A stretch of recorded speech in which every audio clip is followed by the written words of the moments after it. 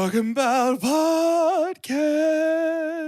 We're talking about itty bitty podcast. A podcast. Merry Mini Monday, Chunkies. I did miss the first verse. Oh, no. But I think that's okay. That's okay. I think all right. I think that's fine. I'm Carter. I'm Dosh. And I'm Jordan. We've got a lot of... Let's just talk about stars today. What do y'all think? Okay. It's Memorial Day. It's a holiday. It's the stars. It's so you're going to give us 50 stars, right? There's 50 stars in this episode? I have exactly 50 stars in this extra long episode.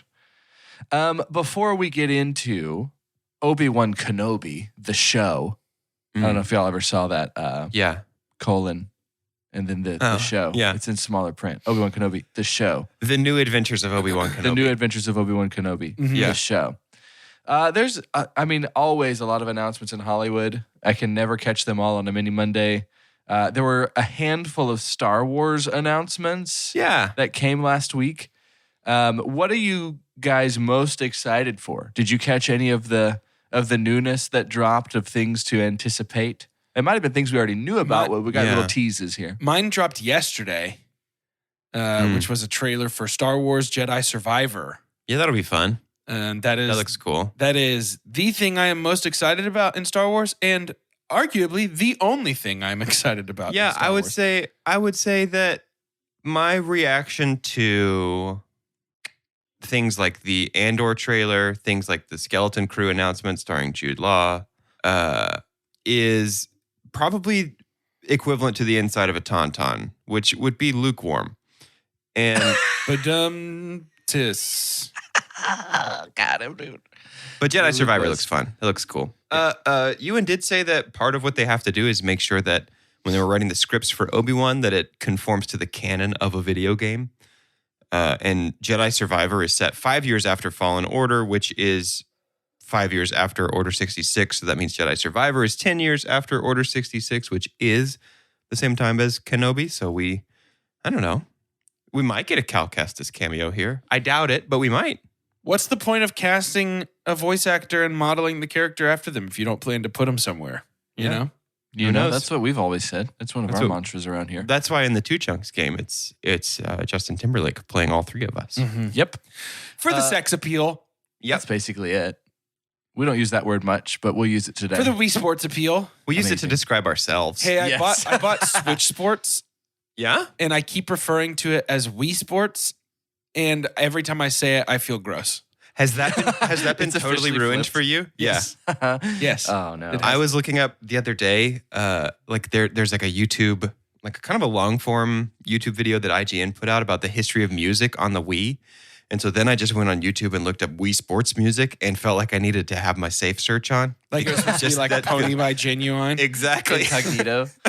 It's all That's Kenny amazing. G. Wow, we're finding out a lot about our Two Chunks hosts here. We definitely are. Hey, there was a couple of announcements too that were a little bit outside of the realm of Star Wars that made me think specifically of each of you. Ooh. I want to ask your feelings about that. Doge, we'll do you first. Have you seen? It's a screenshot or something, or just a still of Harrison Ford on set for Indy 5. How do you feel about it? I think if it was anybody other than James Mangold, I would be immediately 100% out. Yeah. James Mangold has me 10% in. Okay. Unpack Mangold a little bit for those of us listening, probably, that don't know who that is. Logan. Logan is his most famous thing that he's done recently. And it was like, that's kind of hopefully the same ground that we're going to tread with Kenobi, of like a send-off to a beloved character that is handled respectfully and kind of... You mean with the Indiana Jones movie? Yeah. What did I say? Kenobi. Oh, no. With Indiana Jones.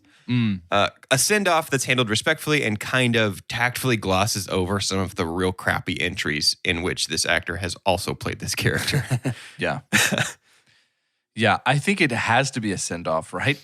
I think during Crystal Skull, it was like, man, this is the last hurrah. Because Harrison Ford was one of those actors that said he'd never act again, right? Yeah. And then came back and did Han, and then he was like, oh, while I'm here, Might as well do more. Well, I'm here. I guess I'll do.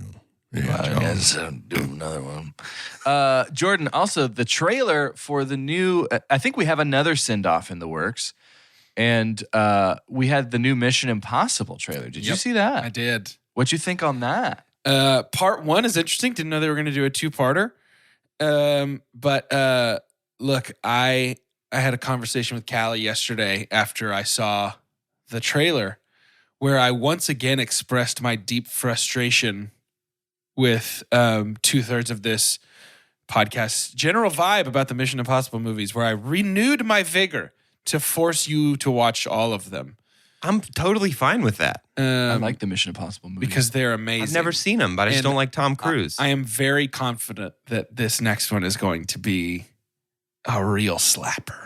Good. Man, anytime they can find a way to work in that Mission Impossible theme to a song that doesn't feel like it's going to be that Mission Impossible theme, I always get a little hyped up. Yeah. I think it's going to be amazing. Carter, I saw an announcement that made me think of you. Tell me this. Can I tell you this? You might already know it. Big Dum Dum goes outside and cries. That was the headline. Starring me. Guy with small muscles pretends to be cool. True Detective season 4 was just confirmed. It's in production. Carter, did you see who is playing the lead and producing this season? I did not. Jodie Foster. Whoa! Yeah, that's a good get. Huh? Is it still Nick Pizzolatto involved? Yeah. Yes, sir. Well, dang it. They just when I think I'm out. Oh my gosh. Right? Isn't that great? Yes, of course it is. She's the greatest detective we've ever seen Yeah. on screen. Yep. Holy moly. So it's set in can Alaska. do that grit too. Yeah. Ooh. Oh, I knew it was going to be up north. How Yeah. fun is that, dude? Wow. Of course, in the snow, it immediately makes you think they're going to take on Fargo and do a better Fargo than Fargo did. And I don't know if that's possible, No, but probably not. yeah, I like to imagine about that.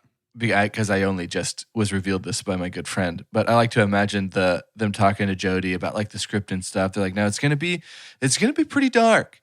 It's gonna be pretty gritty. I don't know if you can handle that kind of vibe or anything. She definitely has. Yeah. Guys, I got Letterboxd. Have y'all done that yet? Yeah, I did it a few years ago. And Yeah, then I had it in, like, I'm so behind on everything, dude. So I got off of it for me because it felt like everybody on the app whose reviews I was reading were so incredibly negative that it was making me hate things that I liked. Movie Twitter. So I jumped. Yes, it felt like movie Twitter. But if you use it for your own sort of vibes, then I think it's a great app. Mm-hmm. That's what I'm going to do. I've decided every movie I review will only be 13 words long. Oh. Because I like that word. I like that number and the words. Is it because you're a witch? It's because I'm a witch. Yeah. I'm not a witch. I'm your wife. I think with the time that we have here before the ad break, let's play a game. Oh. And then when we come back... Let's play a game. When we come back, we'll talk Kenobi's first 2 episodes. Okay. Do you think the second half of this episode of Mini Monday is enough time to talk about 2 episodes of Kenobi? I definitely do. As do I. We had a chase scene that lasts like 10 minutes of a Jedi and a little girl in the city. Let's wait. Yeah, let's wait. Sorry. Let's play A Star Was Born. Also, in this spirit of talking about the stars that were born, we do want to talk about our most recent supernova, R.I.P. Ray Liotta. I know. When it's like early 60s just for humans, I'm just like, that still feels... really bums me out. Super young. Yeah. We've got one Memorial Day birthday, which happy Memorial Day. And then I've got 2 big ones, 2 big birthdays for tomorrow. So we've got one for the 30th on this Memorial Day and 2 for the 31st. Our first birthday was born May 30th, 1971. Okay. And she, I'm going to go, I don't want to give anything away, has 37 acting credits. She has 37 acting credits. For those of you, while these boys are thinking about where they want to take these random shots at credits here, A Star Was Born is a game where we celebrate those Hollywood stars that were born today by taking a random shot into their IMDb chronological credits. Online, these boys pick 3 random numbers, and based on the credit of that movie, try and guess who this actor or actress is. Where do we want to go first, boys? 37. I feel heat around 30. Yeah, I like that. Okay. Frozen 2. Do you think it's Kristen Bell? I do a little bit. I also do a little bit, yeah. Maybe we scoot backwards from there. I was going to say 4. Yeah, either way. I don't know anything she's done since Frozen 2, except for the woman in the house across the street from the man in the window or whatever. The title and the premise, I think, is funnier than the execution of that one. For sure. What do we feel about 20? Let's call it 22, perhaps. That was a good year for me. Let's do 22. Arthur, TV series, 1 episode, Dr. Paula. That's unhelpful to me. That's incredibly unhelpful. Because it also could be Idina.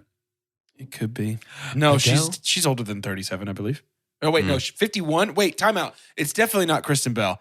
1979 or 1971, that puts her at 51 years old. Kristen Bell is definitely not 51. It could be Idina. It's Idina. It's definitely Idina. I was thinking 37 years. It's 37 projects. Do you want to do like 18? I do. Okay. Frozen. I'm going to go with Idina. I'm going to go with Frozen 2, Arthur. The wickedly talented. Yeah, I'm going to go with. Happy 52nd birthday to the wickedly talented Adele Dazeem. It was going to be way funnier if it was like the wickedly talented Kristen Shaw. I know. I wish it was. Oh my gosh. But y'all are too good. That will never not be the funniest thing to me. I know. Didn't she Our double next it back at birthday. him the next year? Yeah. Yes. May 31st, 1976. He has 60 acting credits. There are 7 upcoming projects. Ooh. And so we won't use... there could be some good things there, but we're not going to use any of those. So we'll actually just say 53 acting credits to his name. Is it This boy's 42 years old. What? Not 42. 1976? How long ago? 76. 56 years? 56? 76 was not 56 years ago. No, 46 years. It was 46. Yeah, he's 46. Yes. You said 42. Well, that's closer. You're like getting onto it for y'all both being wrong. 53 It's definitely acting not 56 credits. either, though, huh? It's not, math. No. It's not a math cast. Yeah, there's plenty of math podcasts out there. Go listen to one. Actually, I don't know. There has Maybe to be. there's There not. has to be. There absolutely has to be. There does have to be, I guess. What are we doing again? I forgot. I got distracted. How many by- numbers? 50. This is A Star Was Born. Okay. This is person 2 chunks and a turning hunk. 46, 2 chunks and a hunk. We've got 53 acting credits. How about... I was going to say 50. What were you going to say? I was going to say 47, but I'm okay with 50. Let's do 50 and then 47. Okay. Voyagers. Oops. Nope. How about 47? Yeah. Are you doing 47? Feels too close to 50 to Okay. me now. What do you want to do then? 39. Okay. 39. Sick and tired of hearing all these people talk. 39. Fantastic Beasts and Where to Find Them. Oh.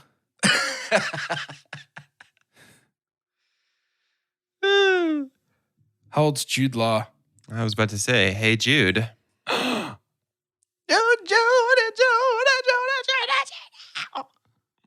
Whoever this gentleman is, he did 11 movies between Fantastic Beasts and whatever Voyagers is. Fantastic Beasts was like 2014, though, right? Was it really? 2016. 2016, the first one. Yeah.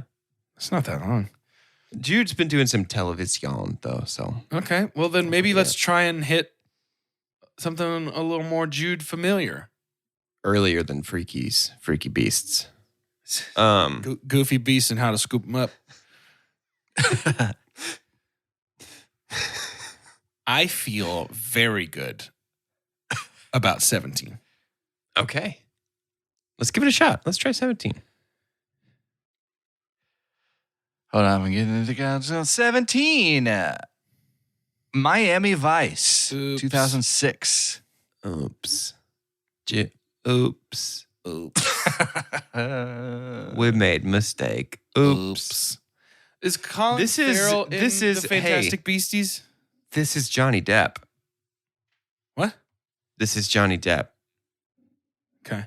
This is Johnny Depp because Johnny Depp was in Miami Vice. Do you think there's any chance that Johnny Depp has 7 upcoming projects?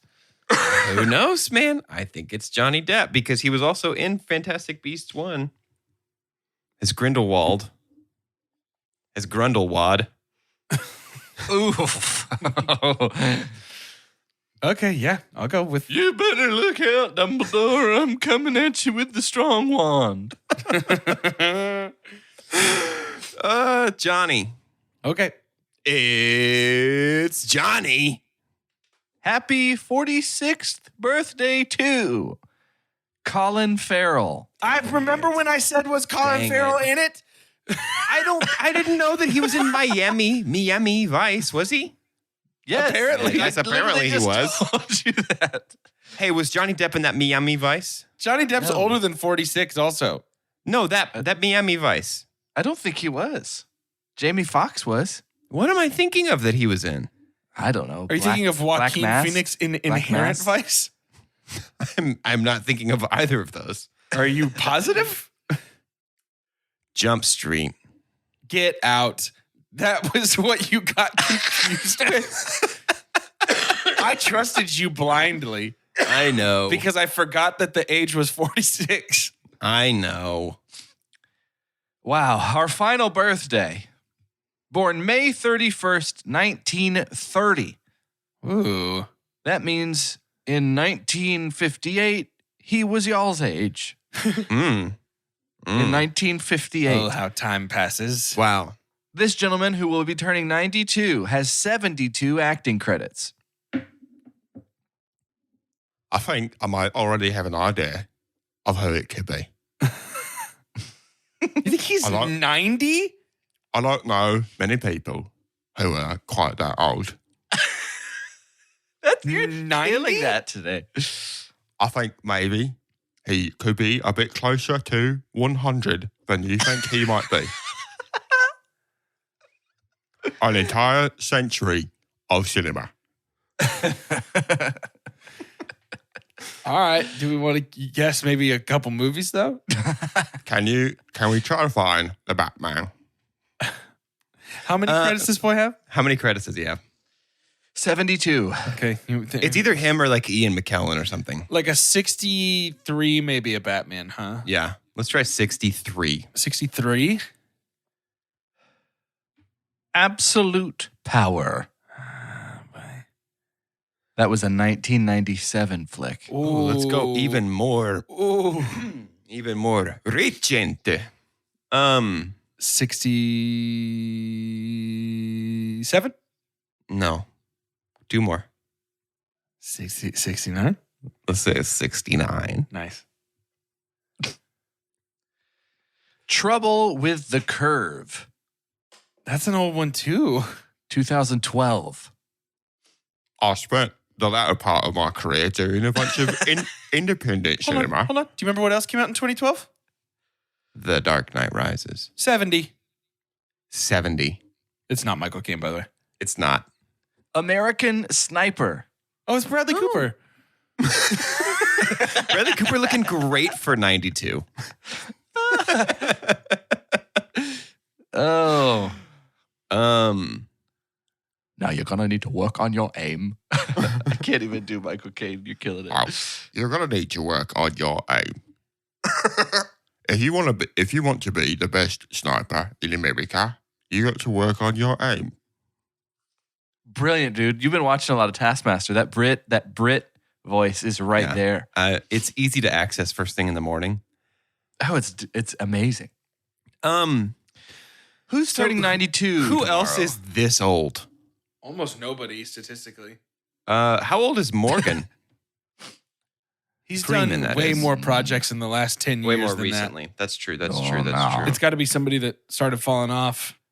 Ian What's going McKellen. on, Mr. Y? Ian McKellen is that old, but I don't think he would have been an Mr. American Y. sniper. No, seems like Famously not American. famously British. You Ian want McKellen. to blackmail this person? That's a pretty good Morgan. That's very good, Morgan. Mr. Y? Who can you do from Batman, Jordan? The Batmobile. Do it.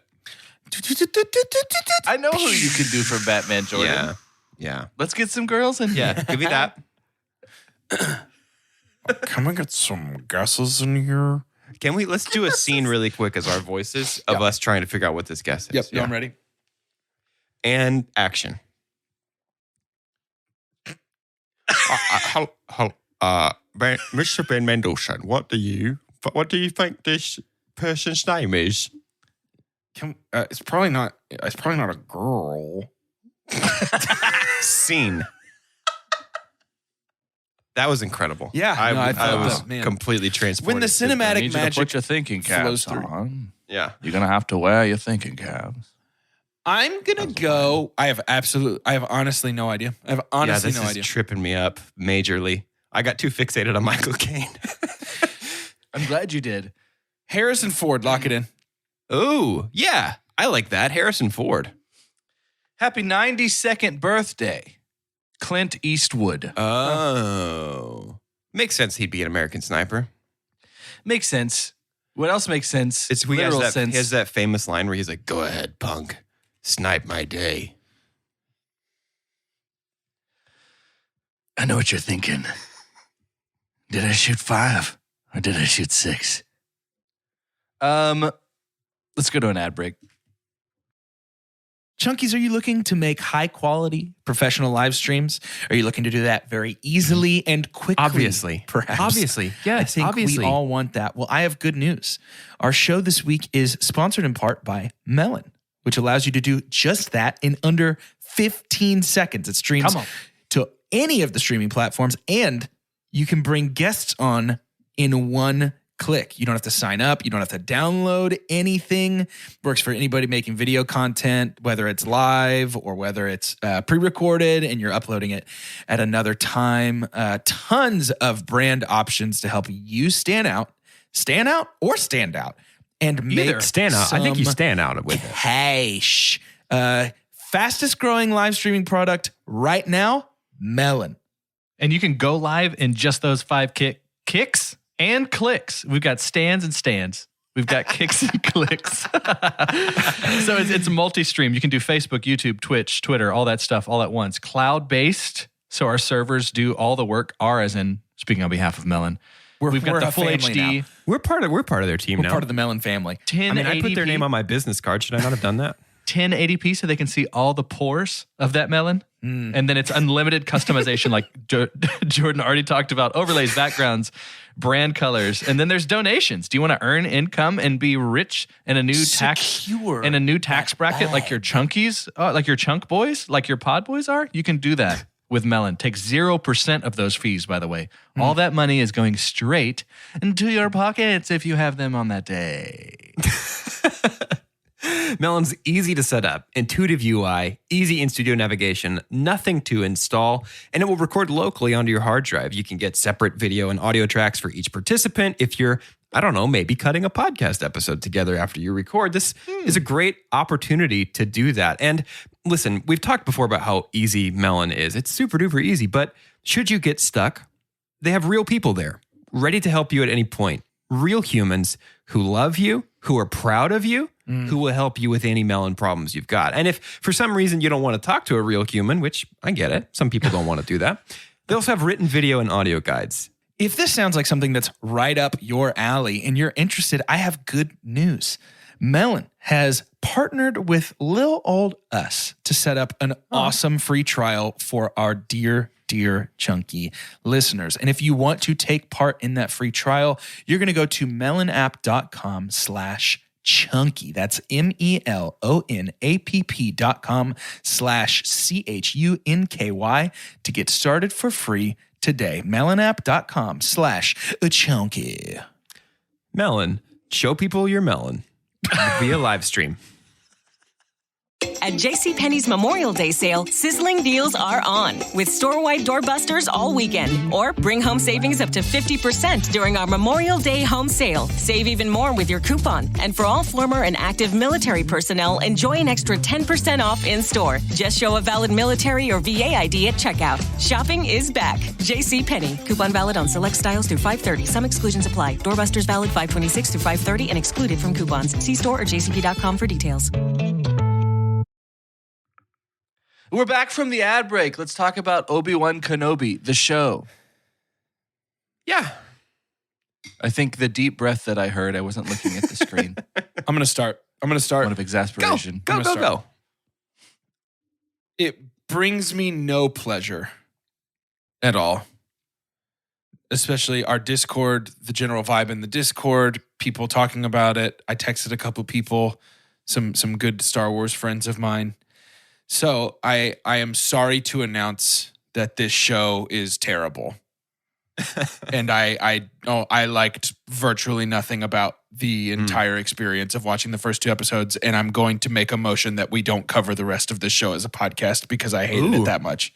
Interesting. And I think there's no way it's going to be worth anybody's time in the end. Interesting. It is awful. And it's like they have no idea how to make a Star Wars show anymore. And I don't want to take it away from anybody. Anybody who has managed to like the first 2 episodes of Kenobi, blessings on you, and continue to enjoy it because I am jealous. Yeah. But outside of Ewan McGregor, who is a precious baby boy, yeah, this show is terrible. Virtually every aspect of it is awful. To me. Yeah. My reaction is not that strong. I think I would say it's just fine. And what I needed from a new Star Wars show is something that hit me on like the best episodes of like Deborah Chow's episodes of The Mandalorian, which are great episodes of Mando. And I think honestly, I'd look on this more favorably if the last Star Wars that I saw was Luke Skywalker leaving with Grogu, and we did not watch the Book of Boba Fett only a couple of short months ago. Yeah. But yeah, I would say that it's becoming clear that Star Wars seems to only know how to make one type of show, and it is gruff, grumpy guy has to go on an escort mission to protect a little kid, because that is exactly what Mando is. Or it's gruff, grumpy guy meets sweet baby, and then the Bad Batch is like a bunch of gruff, grumpy guys meet Omega, the clone, the baby clone. And then now it's gruff, grumpy Kenobi meets baby Leia, which is cool. I mean, it's fine. If you want to tell the story of how Leia knows who Obi-Wan Kenobi is, that's fine with me. Yeah. But yeah, it's just, her message in A New Hope definitely seems to imply that she's never met Kenobi. Because her message that's encoded in R2-D2 absolutely says, General Obi-Wan Kenobi, you served with my father during the Clone Wars, and he says you're one of his closest allies. You're my only... Like, it's that kind of thing where it's like a straight-up introduction. So maybe she doesn't know that Obi-Wan Kenobi and Ben Kenobi are the same person, but that seems a little silly to me. Yeah. So Letterboxd, which I'm the only one that is new to this. I think even if you're a movie fan, you probably know about it. But I was going through, ended up finding 1,200 or so movies that I'd seen to have in my library, but I was clicking some search words just to make sure I was hitting everything. I clicked Disney, and so it gave me this long list of all these Disney movies, even back to the 30s. Yeah, of trying to make sure I've clicked all these because I knew I'd seen a lot. Where do I get Clint big Eastwood chunks? was in back then when he was a young guy. Where do I get those big chunks of movies? And I was just kind of like, Psh, God, that's kind of ridiculous. Because I had forgotten about Lion King 2, Lion King 1.5, Cinderella 2, Cinderella 3, Aladdin 2, Aladdin 3, Aladdin 4, 102 Dalmatians, all these things. And this feels more like something that Disney's been doing for a long time. That's exactly right. And it's not same but different. It's same but same. I think the Marvel Cinematic Universe And I'm not going to be as naive to say that Star Wars doesn't have a catalog. I know that there's a lot of fan fiction and there's a lot of things that are canon technically that aren't really like original trilogy canon that somehow in culture has been created canon. And I know people that read Star Wars literature and things like that, but MCU feels same but different. I think we're doing enough different in some of the MCU, and the stuff that tastes bad in our mouths in the MCU is the stuff that we're like, this is same but same. Yeah. Like, when are we going to get out of the multiverse?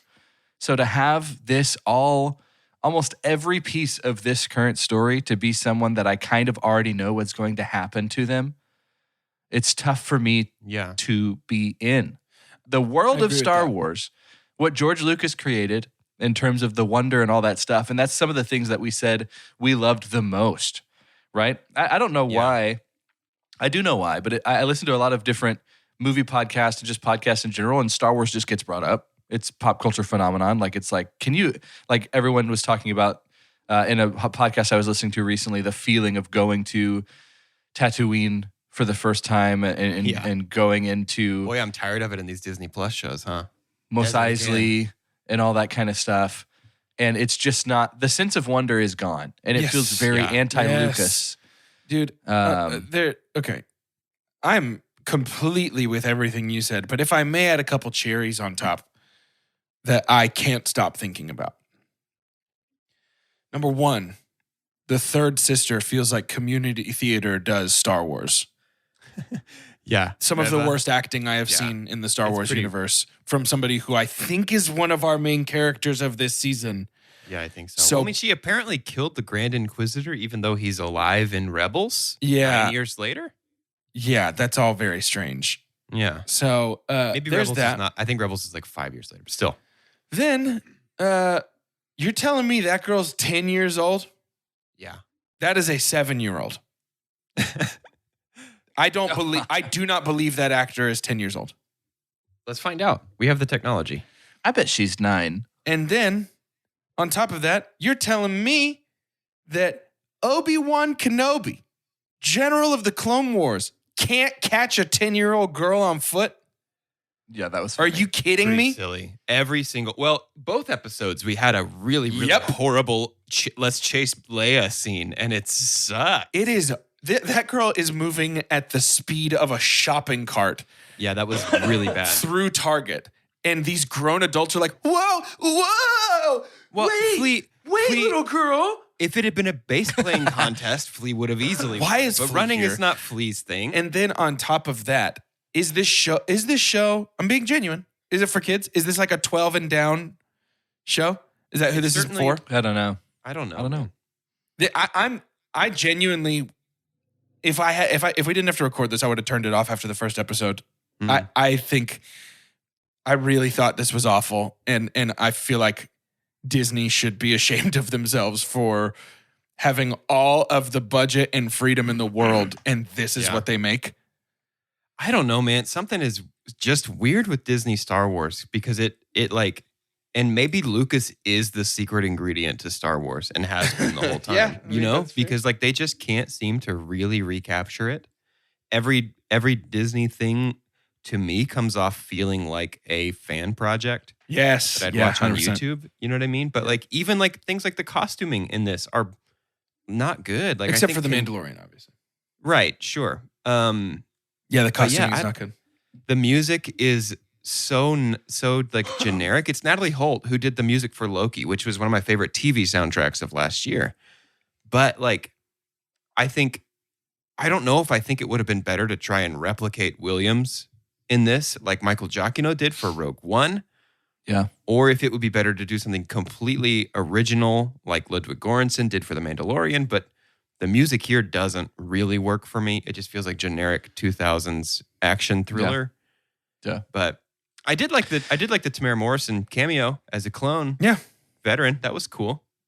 If that's what counts for saving this show, then yeah, sure. The 2 seconds Tamara Morrison was here was great. So that clone armor right there is the first time that live action, like Gen 2 clone armor has been created. He was also had blue stripes. So he's part of the 501st, which is the division that Anakin led during the Clone Wars. But all of our clones in the prequels were completely CG. And both of the Order 66 scenes that we've seen, I believe those clones were CG as well. We've gotten a couple of Order 66 scenes in different shows here. But Tamara is actually wearing like real, like manufactured clone armor, which looks cool.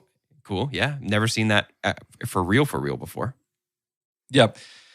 The set pieces, the weapons, all that stuff are still, fortunately, those feel like locked in time. Like those feel like those are always going to be cool. Yeah, for sure. No matter the context, which is why things like, going to Galaxy's Edge and Batuu and stuff at Disney World will never not print money.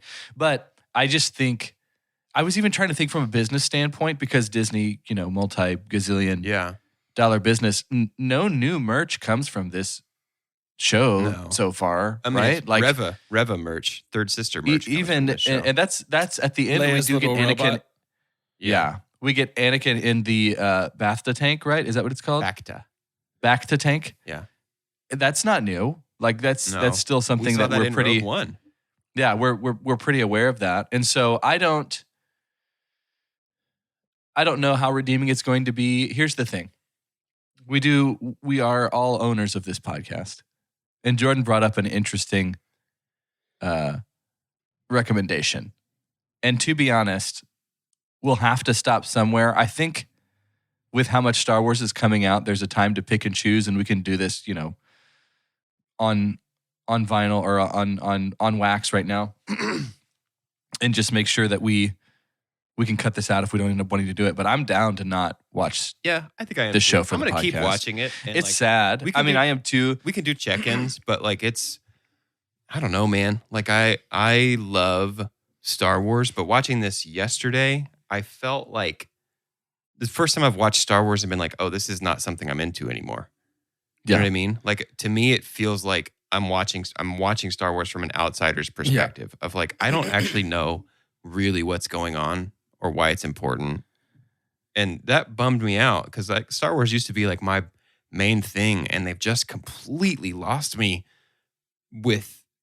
Say what you will about The Last Jedi, I didn't care for it. A lot of folks did. It was divisive, and I think it would be hard to argue that it was not intentionally divisive. Yeah, I think that's and whatever side you land on, it was like that movie wanted you to be firmly that side. It was intentionally quite divisive. Yeah. And then ever since then, it's just like, oh, well, we've tried to course correct with Rise of Skywalker, and that was trash. Mando season 1 and season 2, I liked quite a lot. But I think I'd have less of a favorable view of them if they had not come right after Rise of Skywalker. Yeah, which sure. was so bad. My opinion remains the same to when Disney bought the Star Wars franchise. Yeah. In that, I'm fine. Keep making Star Wars stuff. I really am. Just keep doing that. I'm starting to think more and more, though, and this is something that I think I've said recently on the podcast, just go somewhere else in the galaxy. Tell a different story. The worst thing was like, leave the episodes alone. Just do a completely new thing set in that world. Because I think the worst thing is trying to continue to add like wallpaper on this building that George Lucas built. You know what I mean? Yeah. There's things I'm still excited about. I still am. I'm legitimately excited for Ahsoka. But yeah, I think if we go to another part of the galaxy, you can have many of the same vehicles, many of the same alien races, some of the same weapons, maybe throw a name out there that's recognizable, but let's just tell completely different stories, and it's tough. I'm glad they got Ewan. It's fun to see Ewan as Obi-Wan in 2022. Oh my goodness, Ewan's great. This is none of this is a reflection on Ewan or the acting prowess of a young girl. I want to be very clear. Yeah, they're both out there doing their best. Yeah. She just is too young to be cast as a 10-year-old Leia, and I think that he's fighting a losing battle. The things that are strongest about this are things that were done better in 2005's Revenge of the Sith. Like, I think Ewan's, in this so far implied relationship with Anakin, I liked it better in 2005 than what we've got. The thing that really bugged me is that the reveal that Anakin is still alive was delivered through a piece of dialogue rather than, like, they told it to Ewan rather than showed it to Ewan in the script. The best reveal that Anakin is still alive, that this new Sith Lord working, closely with the Emperor is Anakin Skywalker happened in Rebels. Whenever Ahsoka learns Vader's identity, and she's dueling him, and she catches his mask with the lightsaber, it slices it, and she sees his eye. She recognizes and feels that it's Anakin. Man, that's so much better than an Inquisitor telling Obi-Wan that she knows Vader's secret identity. Like I don't know, man. I thought that was kind of supposed to be under wraps, right? Yeah. It's kind of getting messy. I'm telling you, man. Yeah. I think we had some people in our Discord who it started with a message of like, I'd love to talk about Kenobi. I have thoughts. And I started looking at it and I was like, oh, here we go. And then everybody was like, I really loved it. And I was like, oh, never mind. I just closed out of it because I didn't want to. Because here's the thing. I'm glad that people like it. I'm glad people in our Discord like it. I'm glad there are people who love this. I think by the end of this show, all but the most staunch Star Wars supporters who will like anything that comes out. Unless this is one of those shows where the first 2 episodes are terrible and the rest is amazing. You know those. You know those shows? Mm-hmm. Where they come out of the gate farting and then decide to swing later? Yeah. And I just think this is going to be another flop like Book of Boba Fett. How many of these do they have in them? But monetarily, infinite. But I just mean how long will Disney and Star Wars remain in the Star Wars fandom's good graces with these terrible, terrible takes? I don't know, because I think there are folks who grade on a Star Wars curve. And sure. I recognize that 100%. I grade on a Marvel curve. Like, absolutely, there have been lesser Marvel movies that I'm like, that was still really good because it's Marvel and I love Marvel. 100%. Like, not quite uncritical, but pretty close to uncritical. Mm-hmm. And I think if you'd caught me a couple of years ago, I would have graded this on a Star Wars curve where I would say it's not amazing, but it's more Star Wars. And that Star Wars is rare. But the thing is, Star Wars is not rare anymore. Yeah, right. I think Star Wars used to be special because it was rare. And so things like the awful acting in episode 2 and 3, like I grade on a Star Wars curve because I'm like, this is not amazing, but what else is there? This is Star Wars. There's nothing like this. Yeah. And it's just not... It's lost that magic for me, and I feel like I'm not grading on a Star Wars curve anymore. Sure. Yeah. I found myself missing a faceless protagonist and Werner Herzog and a little puppet baby. It was like, I think so much has to be said too about the quality of the show. And I know that sounds like that's literally what we're talking about, and it is in terms of as it relates to Star Wars, but I do feel like there's just also a lot missing about the show that's just not quite there. I still think, part of the reason that I'm like, just take a scatter shot and keep trying Star Wars is because I don't know if, like Baby Yoda and Mando, Baby Yoda just kind of became a product icon. Like, I think it's amazing that that's the merch that you see the most at Disney World, that it's Baby Yoda. But I would say, like, I don't know if the Star Wars universe has had its Into the Spider-Verse moment yet, right? I think Spider-Man had tons of content. People loved it. There was nostalgia. We started to get some Tom Hollands, and we're like, okay, this is fine. It's going to play into the MCU. But then out of nowhere, from something that felt completely different, we got some of our best storytelling of a world with the same characters, right? But it's something completely different, brand new protagonists that we haven't seen on the screen before, told in a different medium, in a different light. And I think that there's still a chance for that if we just keep taking shots at this. And so it doesn't feel doom and gloom for me. I think there's better Star Wars to come. I just don't think Kenobi is it. Is there a 10% chance that we eat crow and episode 3 and 4 and 5 and 6 actually end up being awesome? I hope so. I'm 100%. Yeah. I mean, I'm going to keep watching it. I'm 100% willing to come on this podcast and eat crow into this microphone. Yeah, and for say, sure. Yeah. Star Wars curve is back, baby. Kenobi's amazing. Loved him fighting Darth Vader. Yep. Completely willing to say that. Yep. We ready to wrap the episode? Yes. Yeah. I had a little cough at the end, so I said episode. To end this episode, the next Star Wars, the one that hasn't even been announced yet. It's not Andor. It's not Star Wars Survivor. It's not any Jedi Survivor, Fallen Survivor Jedi, any of that new stuff. We don't even know the name of it yet, but we do know that Michael Caine is in it. What role is he playing? I'm Carter. Dom Toretto's grandfather. Oh, wow. Sent through a wormhole, but retains his love of racing.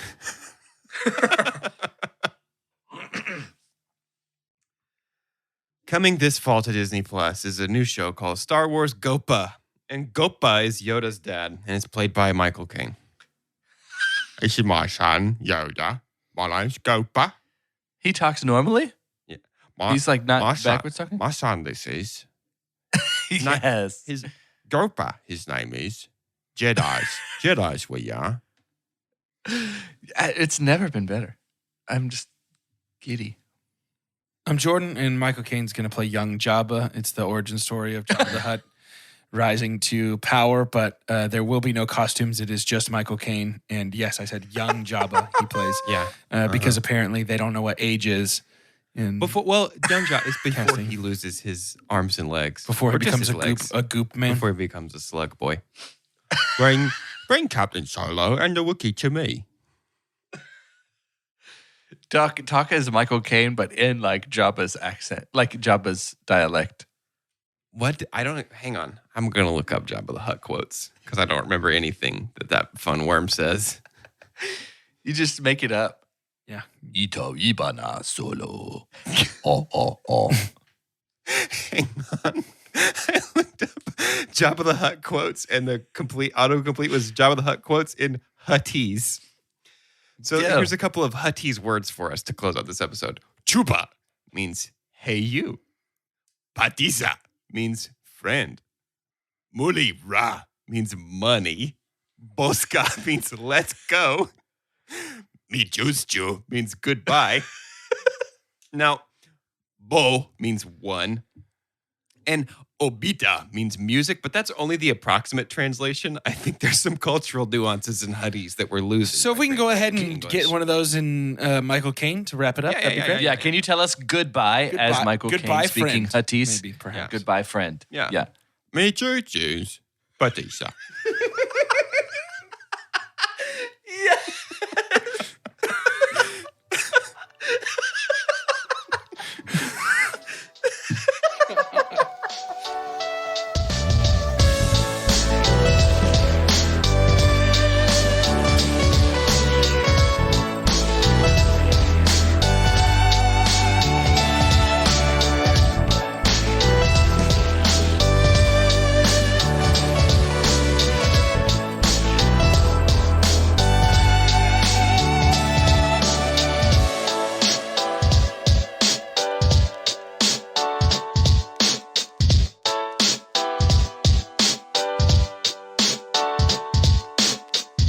At Jcpenney's Memorial Day sale, sizzling deals are on with store-wide doorbusters all weekend. Or bring home savings up to 50% during our Memorial Day home sale. Save even more with your coupon. And for all former and active military personnel, enjoy an extra 10% off in-store. Just show a valid military or VA ID at checkout. Shopping is back. Jcpenney. Coupon valid on select styles through 5/30. Some exclusions apply. Doorbusters valid 5/26 through 5/30 and excluded from coupons. See store or jcp.com for details.